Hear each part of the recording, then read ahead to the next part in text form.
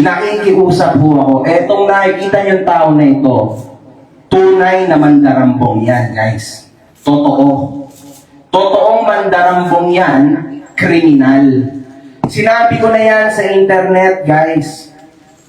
Ako ay nagpapasalamat kasi finally, may isang tao ng gobyerno na si Commissioner Ralph Calinisan ang tunay na dininig ako at ang aking mga kahobre. Kasi usually tinatawanan na tong tao na to eh.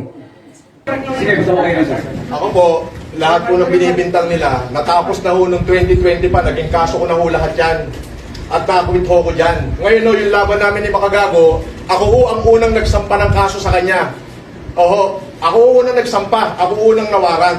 So, unjust fixation lang kung ipahiyan niyo ko sa buong Pilipinas, grabe, para akong pumatay. Yung sinasabi niyo marami ko in-stop, 2020 pa lang, ang dami na nagsasabi niya, wala naman nagkatotoo kahit isa.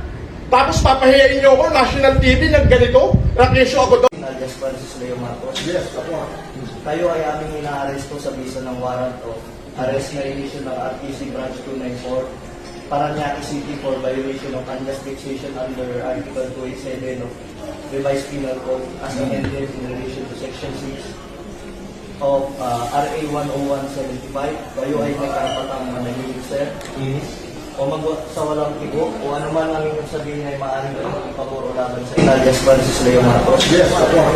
Kayo ay aming ina-arresto sa bisa ng warrant of arrest na issue ng RTC Branch 294 Paranaque City for violation of unjust fixation under Article 287 of Revised Penal Code as amended in relation to Section 6 of RA 10175.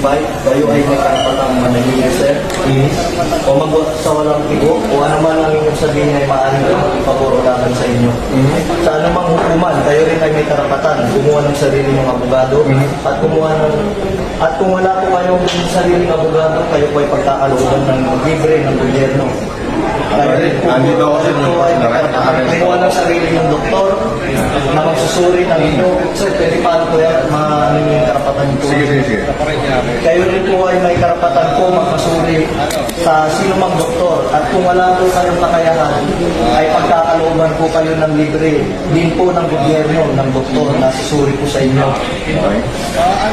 Ito po, naiintindihan niyo po ba ang inyong mga karapatan? Naiintindihan ko. Okay po. Kayo po ay sasama po sa amin para po sa inyong... Attorney, ito po, kasama po. unjust fixation daw sa Paranaque. Hindi ko alam kung sino complainant nito.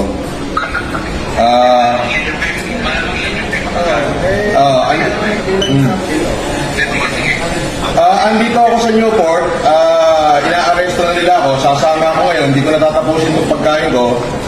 Inilive na nila ako. Pwede bang kasama na lang ako, Brad? Huwag mo na ako ipahiya. Hindi, kailangan po kasi may procedure po tayo. Sige, sandali. Iwanin ko lang. May procedure po tayo, sir. Attorney, nasa ka ba? Oo, kailangan bilan nyo na ako rito.